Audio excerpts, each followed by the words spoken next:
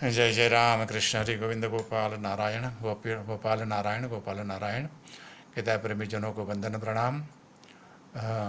33 और 34 उसका वो शब्दों का दान कर दर्शन कर लें। आपको वंदन प्रणाम। भगवान के नामों के स्मरण के साथ श्री भगवान वाच सदृशं चेष्टे स्वस्याः प्रकृतेर्ज्ञानवानपि प्रकृतिं यान्ति भूतानि निग्रह किं करिष्यति।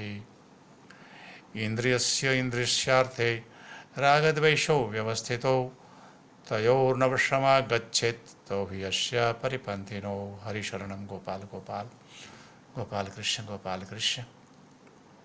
भगवान ने कहा अपनी प्रकृति के अनुसार चेष्टा करते हैं ज्ञानी पुरुष भी।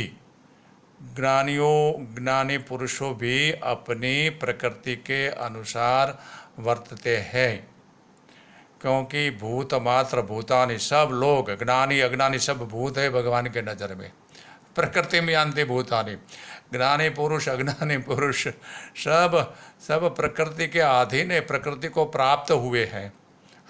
हरे कृष्ण गोपाल। निग्रह किम करिष्यति, तो निग्रह उसका ये प्रकृति का निग्रह कैसे हो, भगवान ने पूछा। हम भी भगवान को पूछे भगवान कैसे हो आप ही बताइए। हम नहीं जानते भगवान आ रहा और जान भी नहीं पाएंगे। आपने तो ये कहा और आगे ये भी कहा, भगवान ने आगे ये भी कहा इंद्रियस्य इंद्रियार्थे रागद्वेषो व्यवस्थितो। इंद्रियों के विषय में राग द्वेष व्यवस्थित बहुत अच्छी तरह बैठे हुए हैं। और तयोर्नवशमागच्छेत्, राग द्वेष तयोर, राग वो दोनों के वश में नहीं आना चाहिए। तो ये दोनों ही अस्य परिपन्थिनो, वो जीवन के मार्ग में चोर है। आपके जीवन का प्रवास चल रहा है ना, उसमें आपको लूटेंगे ये राग द्वेष।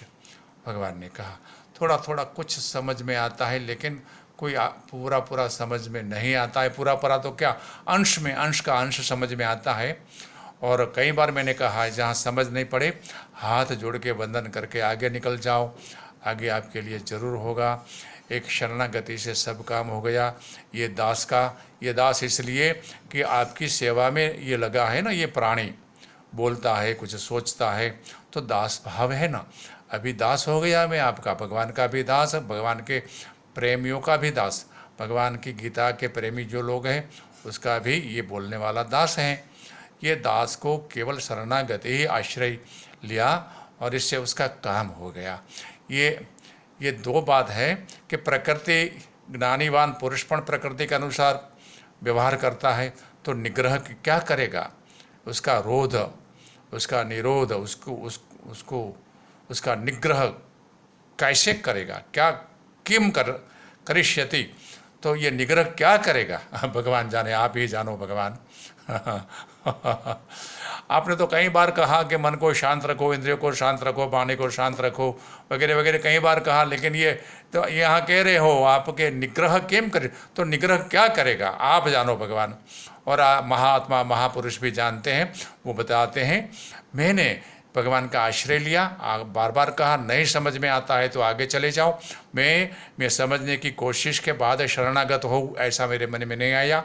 कुछ नहीं समझ में आया इसलिए मैं भगवान के शरण में हो गया। कुछ समझ में नहीं आया इसलिए भगवान के शरण में हरे शरणम करके बैठ गया। और ये बातें कहने को बताने को आनंद देती है, इसलिए कहता हूँ बताता हूँ। अभी कहीं कहा है मैं न कुछ पढ़ता हूँ न कुछ, हाँ सोचना तो पड़ता है। ये आपके लिए कहना है तो ये शब्द देख लिए, थोड़े उस पर विचार कर लिया, क्योंकि कहना है ना 5 मिनट आपको।